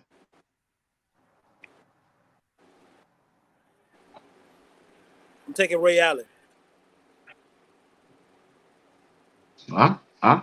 If you were Ray driving Allen. a pickup truck, if you were driving a pickup truck, which one would it be? A Ford or a Chevrolet? Definitely ain't a Ford, man. I just hate Fords. I'm gonna take the Chevy. I'm gonna take the Help me Chevy. out, chat. If y'all had a pickup truck, which one y'all gonna be driving? A Ford or Chevrolet? Talk to me, Coach Dre. We going with Ford. Greg. I definitely say the same thing. I got a Chevy, and we having a bad relationship. So No, man. I'm good on the Ford. Hey, big Worm said Ford. Big Pen King said Chevrolet. Negro said Chevrolet. DC Carter said Ford. Hey, I'm with y'all. I'm with that Ford too. I gotta go forward. Check this out. Chat, y'all help me out. Now this gonna be interesting. I can't wait to hear what Rod say. I know he gonna try to cheat us, Coach Dre, but I'm gonna leave him last on this one. Rod, you go last on this guy. I know you're gonna cheat. All Because you young man. All right, chat, y'all help me out. If you right. had to run the 40-yard dash, what will your time be, Coach Dre? 4.35. I ain't talking to you, I'm talking to Coach Dre. Right now? Yeah, right now. Right now?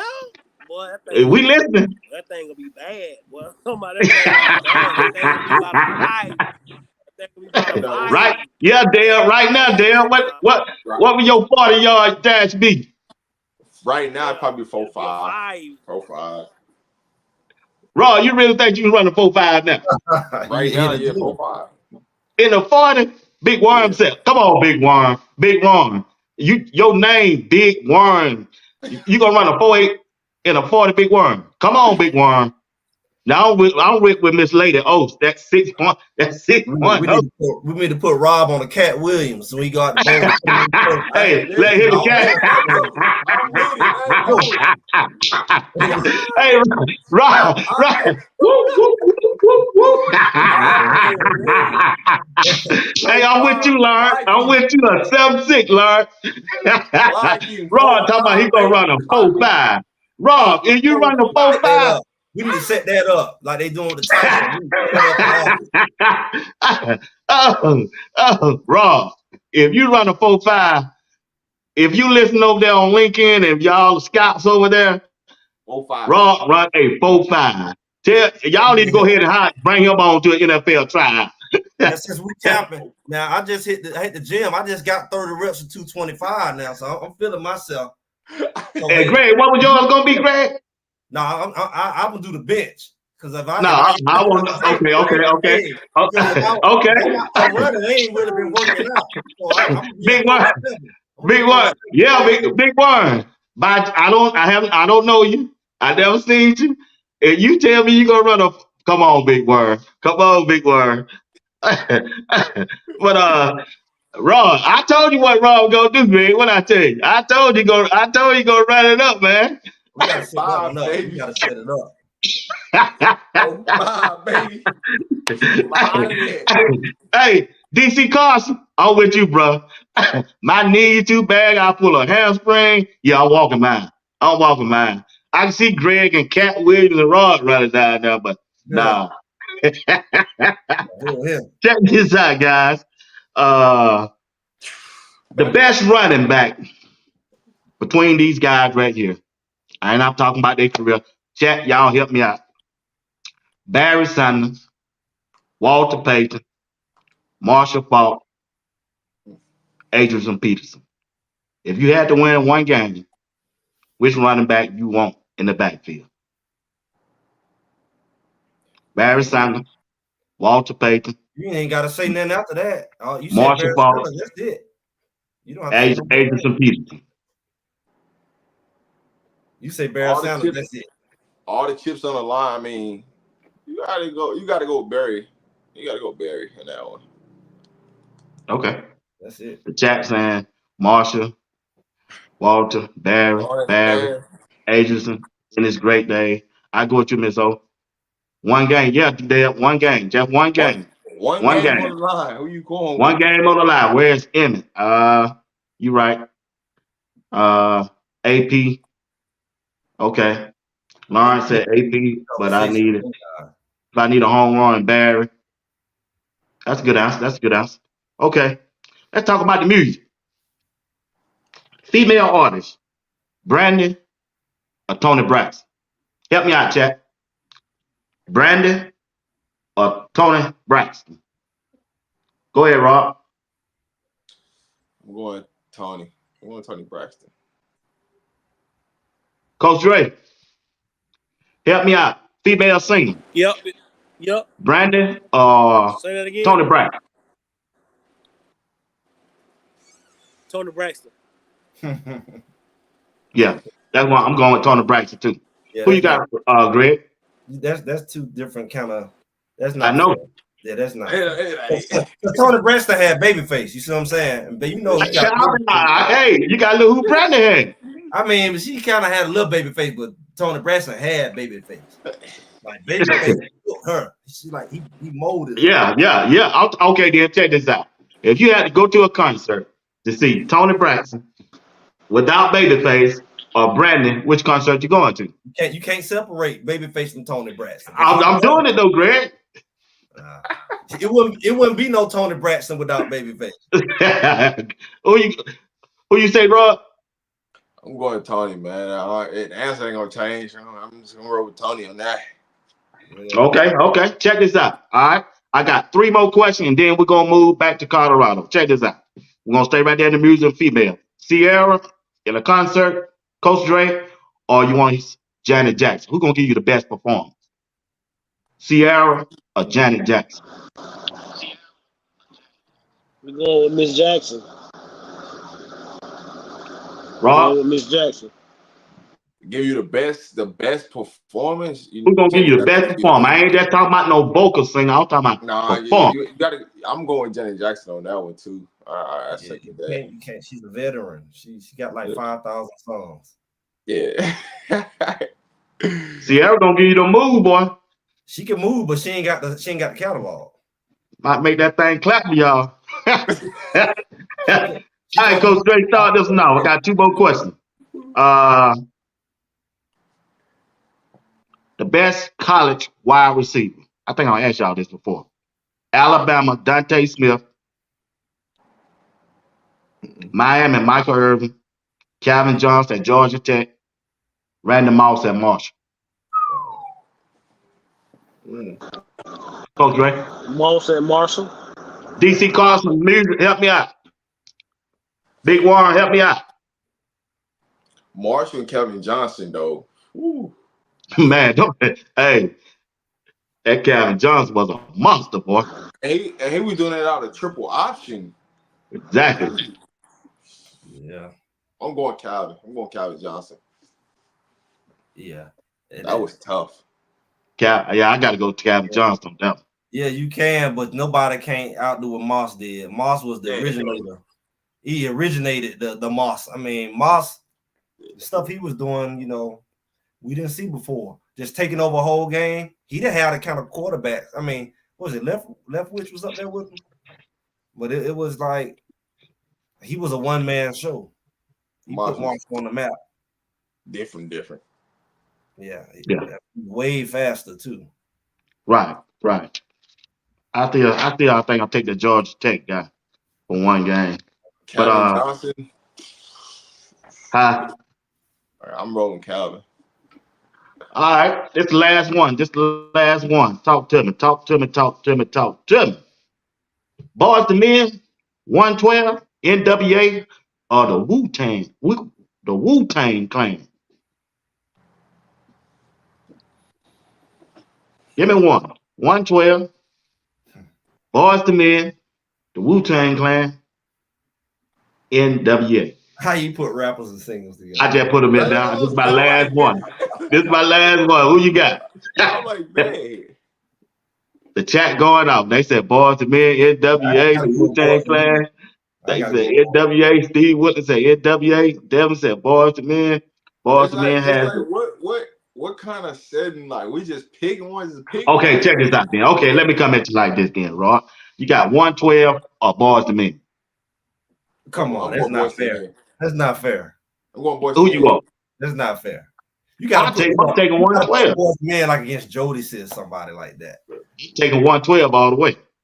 Oh no. Depends I'm on your going boys. style, what type of music you are. Oh no. Okay, all right. We got NWA, I'm going NWA. Flavor Flav group. What Flavor Flav group was? I'm going NWA. You ain't gotta worry Public about enemy. it. Public enemy. You ain't gotta worry about it. He said, don't even put nobody in it with him. Don't even do it. Boy, y'all crazy, boy. That's my last one on that, man. I appreciate y'all. Appreciate the chat for supporting us on that right there. We're just trying to break the move to relax off the Colorado, but we're going to jump right back into it. This transfer portal.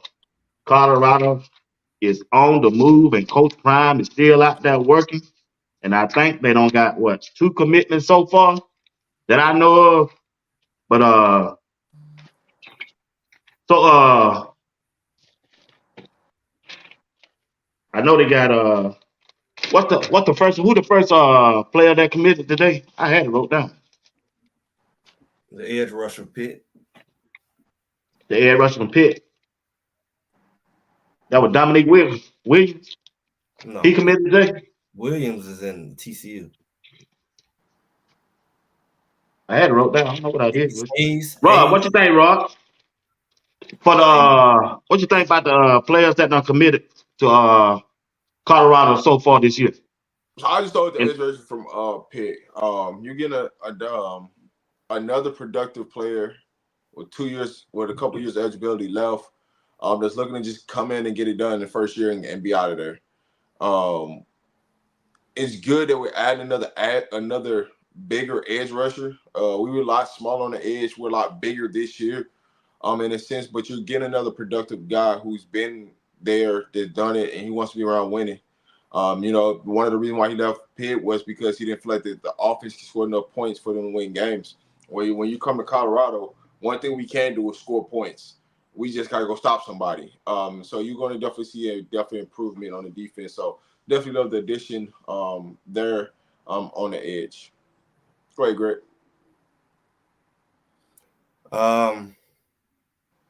I lost the question. What was the question? How you feel about we talking about the edge pick? rusher that Colorado brought in. How you think he's gonna help the defense this year? Well, like I said, it's the same philosophy. You're bringing people in, you're keeping them fresh, you're keeping them healthy, and I don't see how you're able to block them. If you got the right packages and the right combination, the right matchups, I don't see how you blocking that guy coming off, and you're bringing, several other guys we don't brought in from both sides of the ball, who all of them claiming to been that guy where they came from. As far as putting pressure, you got 2 or 3 of them on the field at one time. I don't see how you don't get pressure consistent on the quarterback and you keeping them fresh. Because they was talking about BJ Green not being like running to the ball and stuff. He stayed on the field the whole time. So what would his excuse be when you bring him in 2-3 plays, rotate him in, come back? He has no excuse not to go hard every play. So Okay. And also they brought in Peyton Kirkland, Texas.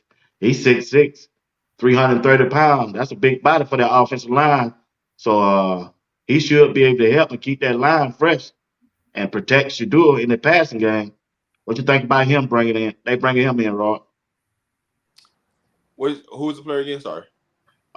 Peyton Kirkland, Texas. Peyton Kirkland. Okay, 6'6", from Texas. Yeah. 330.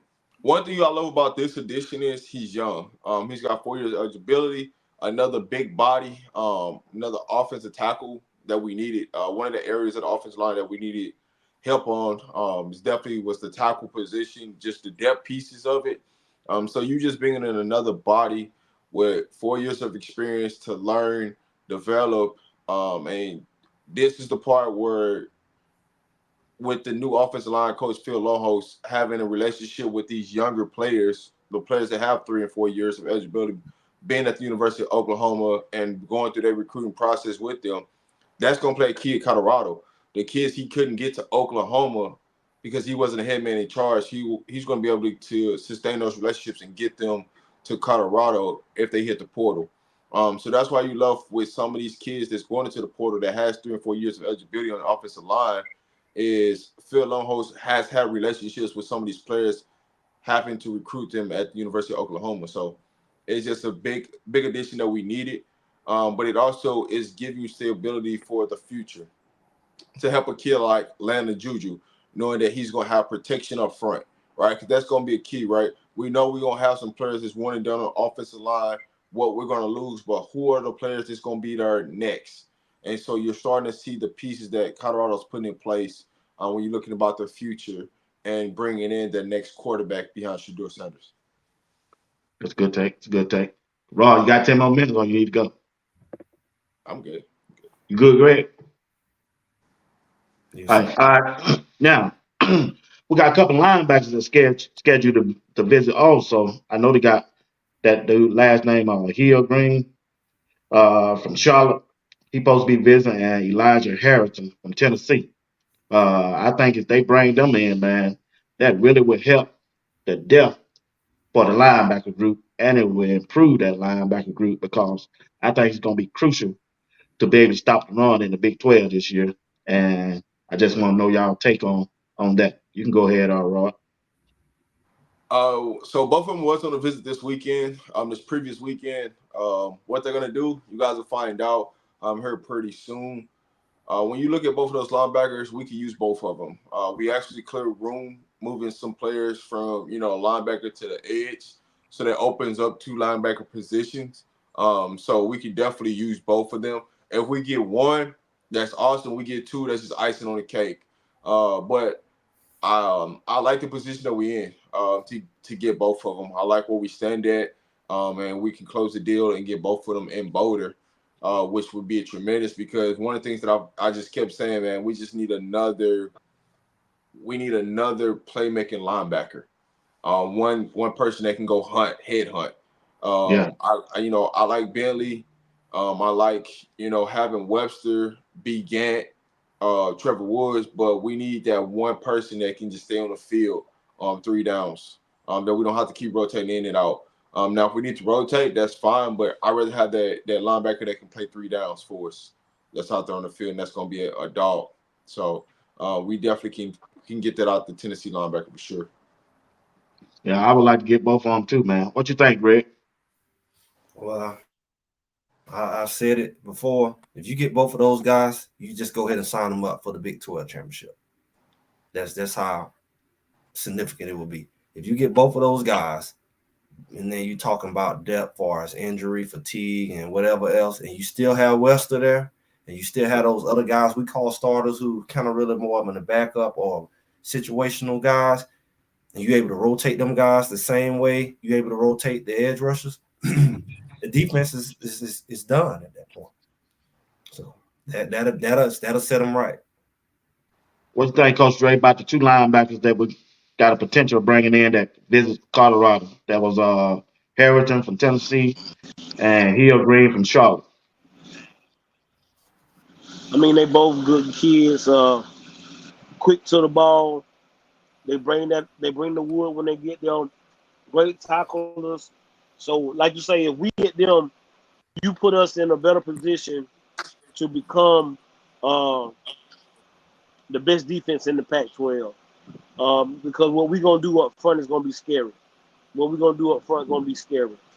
So if you get these 2 guys, that puts you in a great position to be the best defense in the Pac-12. I mean, in the Big 12. Oh yeah, I agree with that.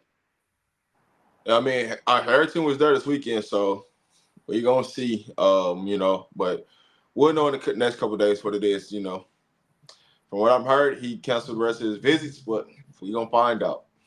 Oh, he did? What I heard. Oh, that big news there, man. Oh, it's all pretty much a done deal. We just waiting to hear at this point. Right. Yeah. And that defense will be way better than it was last year. It would be. But It will not come because the position that you in is needed. You know what you're walking into. I mean, the the great thing about Harrington coming from Tennessee is he's not going to transfer to a SEC school because he has to sit out. Yeah, you got to sit So out again. it helps us in that advantage of anybody that goes from the SEC goes into the portal, unless you got 3 or 4 years of eligibility, you're not going to no SEC school because you're gonna want to play. And even if the kid that's going into the portal 3 or 4 years, not gonna want to transfer to an SEC school. So it's just the way things line up with the rules and SEC is going to play into the favor of Colorado. You just want to see because tomorrow and Tuesday is going to be key on what players going to the portal. With a lot of spring games happening this weekend, now there's the next wave of players that's going to go into the portal tomorrow and Tuesday. So you might see some big names hit the portal. So everything is not a done deal, and those are the things that you got to remember. If we got an SEC player coming to Colorado on a visit, you got to like the chances of landing those kids just because of the rules that's in the SEC that they can't transfer to another school. So that plays a huge part.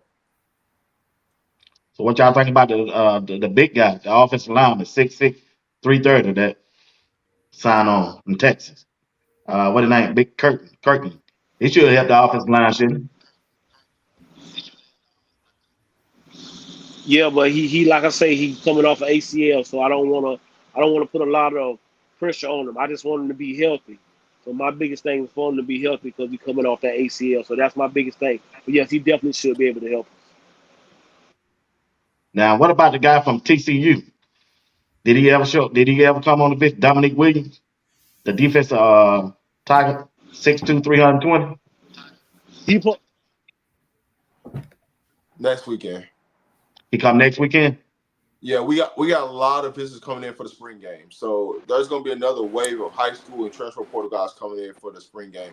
We got another offensive lineman coming in for the spring game from Arkansas. So we got some Yeah, more. Andrew Chamberlain, I think. Yeah, we got some more pieces on the offense and defensive line that's coming in next weekend.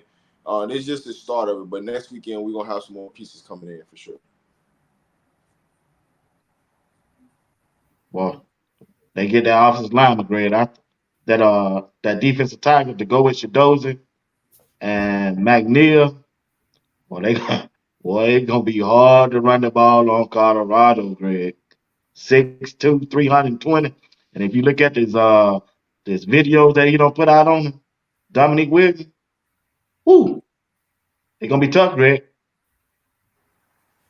Yeah, we already know what they send them up. They send Colorado up. They got the coaches, they got the players. They might make one of those TCU runs on them. It's possible. Then you got Coach Sapp there to work with him. Rod.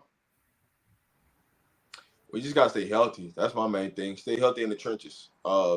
Yeah, Health in the trenches can take us a long way. You're not really worried about it at the skill positions because we have a lot of depth there. The trenches is where we got to stay healthy at. And as long as we can stay healthy, semi-healthy the entire season, I like our chances in every football game. And so I'm just excited to what we get to witness. The coaching staff, just showing that growth, the development of these kids. So this is the year where we got to come with it. yeah. Miss Rachel said injuries happen. That's why you need depth. I agree with her on that. But anybody else supposed to be showing up through the for this weekend for the big game? Rob, I know you going to that big game. I'm supposed to be going, but I don't know if my job gonna let me hold out, man. But I said, please. I done bought my ticket. I got my hotel room. I got my plane ticket. I'm ready to go. I saw that snow out there. That kind of throwed me. I said, oh man, that same thing happened last year, wasn't it? Weather should be fine. Um, I'm supposed to be there. What I always say is the list is not finalized of everybody that's going to be there. There's some headline players that that's going to be there, but there are still more people that's going to get added to that list for next weekend. And the next 2 days they're going to be setting up, everybody to come in that Friday, Saturday, or Thursday, depending on if they're taking a official visit or not. So you'll know as we get closer to about middle of the week by Wednesday, it'll kind of you'll kind of know who's coming, who's not. There's nothing finalized on everybody that's coming. Juju's supposed to be here next weekend. I mean, in Colorado Oh, next okay. weekend. That's the quarterback. Yeah, that's the quarterback. So it's supposed to be a huge weekend. A lot of top talent in the building. And of course, all the celebrities, a lot of celebrities going to be in town. I'm in Colorado, so it's going to be a major weekend. So it's something that you don't want to miss if you can attend. If you can't, yeah, it's going to be a lot of news everywhere. You ain't going to miss nothing, I promise you. Okay. You ain't going to miss nothing. Hey, just in case I don't make it, I hope you can bring me the details Sunday when we do the Yeah, show. you won't miss it. I can tell you that for a fact. You won't miss it because everything is going to get put out there. It's nothing that you're going to miss. Okay, Greg, what game you gonna try to make it there, Greg? What game you gonna try to make for CU? I really don't know. I just am taking it day by day. Hopefully, I get a little pass or something. Press pass or something. I don't know how that go, but I did talk to somebody about it. So they say around about June, July, see what it's looking like. That'll be part of it. Rod, what you think about this? Just off the creative mindset of doing like a creators. I had at the reality shows where people to be all in the same house with the cameras and Yeah. what that look like an Airbnb, something like that, with just the different creators that just hit shooting content, shoot stuff together on a CU game weekend. That'll be something. Man, it'll be exciting and interesting. I can tell you that the styles clashing because we all bring our own entity to the game and how we see the game, how we vision, right? People that play football, content creators versus the non-football content creators that just cover CU. It'll be interesting. It'll be exciting to get everybody in the same place at the same time. That's the key, right? But it's definitely something that we all working on to behind the scenes to make this happen. Coach Prime is working on it. I can't say everything that's going on with that behind the scenes, but it is something that we're trying to make happen. And I don't want to speak for everybody because I don't know what everybody's schedule look like, the time frame, things like that. But it needs to happen, honestly. All the content creators need to come together and do something, for everybody. And go live on everybody's channel at one time and just you see all the content creators together. It's just something that needs to happen that's long overdue. I mean, you got an advantage. You're already out there, so I think that will have a lot to do when I get out there, because I don't know what. I mean, it's a lot of talks with things, but I mean, it don't necessarily you have to be here. You know what I'm saying? We can set up things, but it's just something that needs to be done. It's everybody coming together and unify. But we can talk about it for sure. Yeah, so I definitely want to catch at least one home game out there this year. I don't know when that will be. Actually, the first game is on my birthday. I probably won't be out there for that, but I know I want to catch probably one out there, and I might try to catch that UCF. I have to start lining some things up since I'm in. That's Orlando's right down the road, so that's what I'm looking at. Well, I I got can't say four this games. I got majority. 4 games on my schedule that I'm gonna make. I know I'm gonna I'm make the gonna say first one. I can say one thing for sure. Majority of the content creators will be at the UCF game. If it ain't no other game they going to, they going to Yeah, that. So you yeah, never know how we can make that work. But I know that 1,000% majority of them are going to that game. They got that one circled. So we'll see. right, right. We got DC Carson said the last half of the schedule with Oklahoma State at the end is tough. They have to stay healthy because the depth isn't quite there. Carson, I think they're working on that depth now. We working on it, Mr. Carson. We're working on that depth. Yeah, here's what I'm gonna tell everybody. Right, when you talk about the depth pieces, things like that, when you look at the players that left, right, and you look at the production wise, these players were much older than what we're bringing in. We're bringing in either this person's equal as far as they didn't play and that person didn't play, they just got more years of eligibility versus the person that's leaving, or they have more production than the person that left. So when you look at it, we're actually flipping a roster to get younger with more eligibility, but get more talented at a faster rate. So those are the things that people don't look at. Depth, I don't think depth is going to be an issue this year with Colorado. We're still not finished yet. Right. There's still a lot more pieces that can be added. You got to think about it. They're going to get up to about 115 kids by the time fall practice get here. So if we ain't at the scholarship limit, which is 84, just imagine you gotta go from 84 to 115. So there's still prefer walk-ons. There's still players to still be added in a sense. So Man, even though we talking about a lot of players, man, we still ain't we still don't talk about Travis Hunter like we used to, like we should. Cause the impact I think he gonna make, man, this dude he just a dog, man. He love to play football.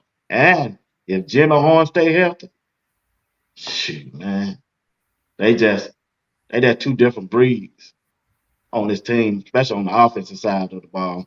Do y'all think Travis Hunter is a better offensive player or better defensive player? Rod? for me, Travis Hunter is just well rounded. I do like him as a receiver more, but it just depends on the game. For me, when we go up against big time teams, I'd rather see him as a defensive back than corner because I love the depth in our wide receiver room. Not to say I don't love our depth at the corner, but corners can he can shut down one side of the field if he's really locked in, motivated, and ready to go. I don't think sometimes last year he was locked in on certain games, but that's just my opinion, right? When I look at Travis Hunter, man, it's just by him just being coming in, being locked in, and being focused, ready to go. And with the depth that we got, the depth pieces all the way around on both sides of the ball, I think that helps Travis Hunter really be focused and motivated and locked in because last year you was trying to find out who can step up and be that cornerback two. Well, this year we kind of know who cornerback two and who cornerback three is. So there's an extra motivator piece there versus last year we still trying to figure that part out. We know who's gonna be, who's kind of in that top six wide receivers. Last year we was trying to figure out who's in that top six. So there's a lot of things to play out, and that's why it depends on the game by game with me with Travis on which side of the ball. What you think, Greg?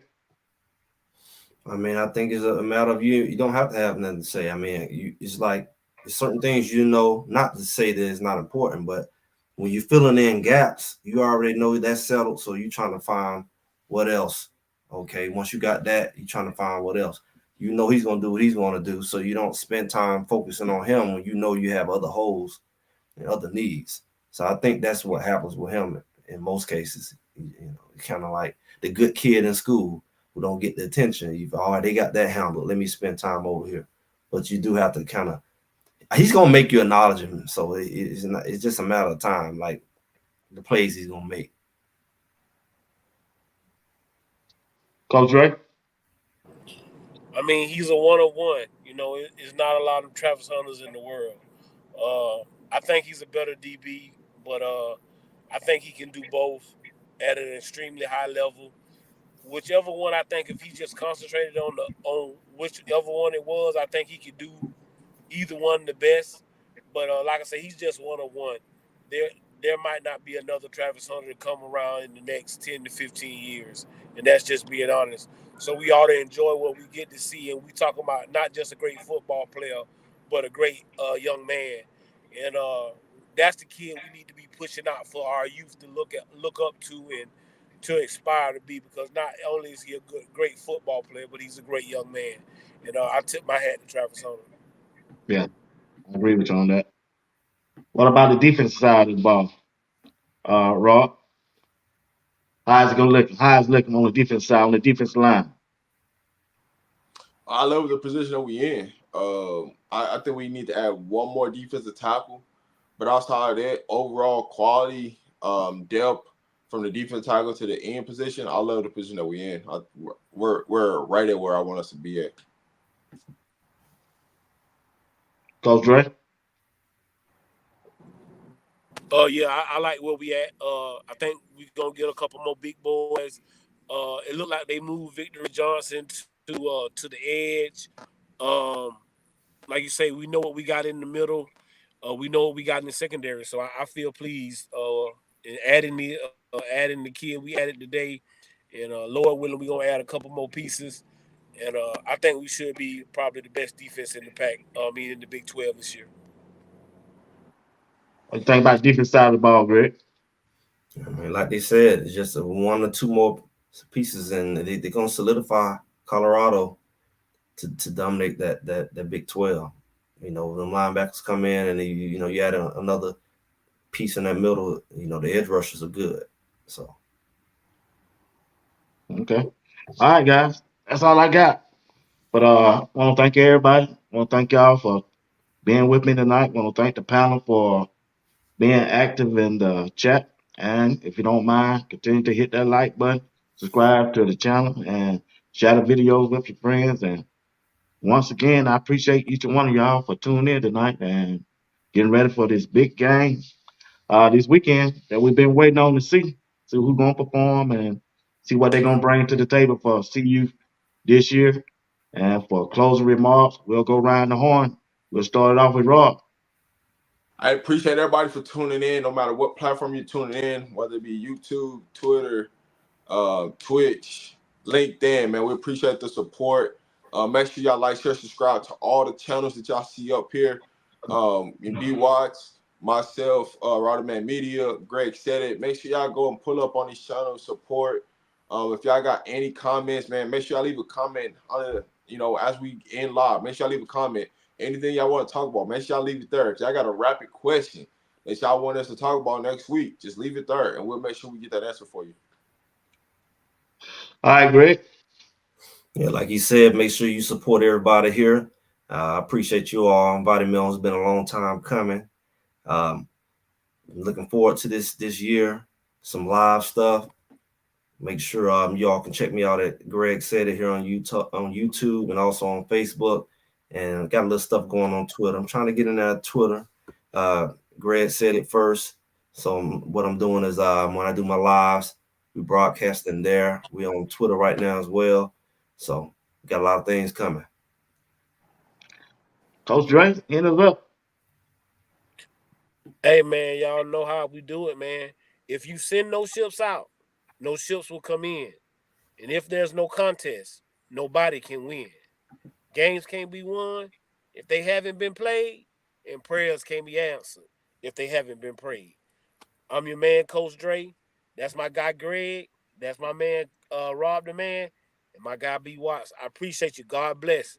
Be a blessing, because you are a blessing. All right, fellas. I appreciate you. Like I said, Greg, thank you for being our special guest tonight.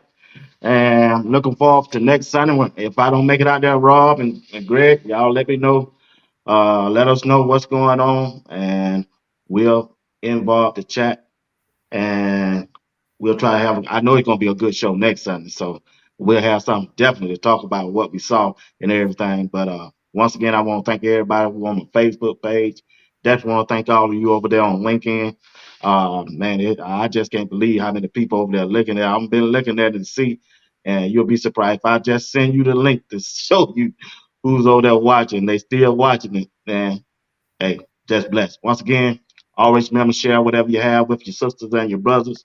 You always have more than enough to which to share. And until next Sunday, this panel will be back to you with me and Rod and Coach Dre. And I don't know what Greg got going on, but we'll be back definitely. But me and Greg will be back Thursday night, Greg, at 8 o'clock p.m. And Rod, you gonna do anything this week? So I need to keep an eye on. Or you just gonna wait? Well, we'll see what's going on. It's gonna be a long week, so we'll see. I don't know just yet. Okay. All right. But once again, man, we appreciate y'all. I don't know if I should say it, man. I should ask you that when I go out the car. Oh, who is this John Liquidator? We keep emailing me, man. Anyway, hey, man, yeah, I appreciate y'all. Salute to y'all. Once again, I'll be talking to y'all sometime this week. But once again, people that tuned in, thank you. And the chat, appreciate you. Y'all have a good night. All right now.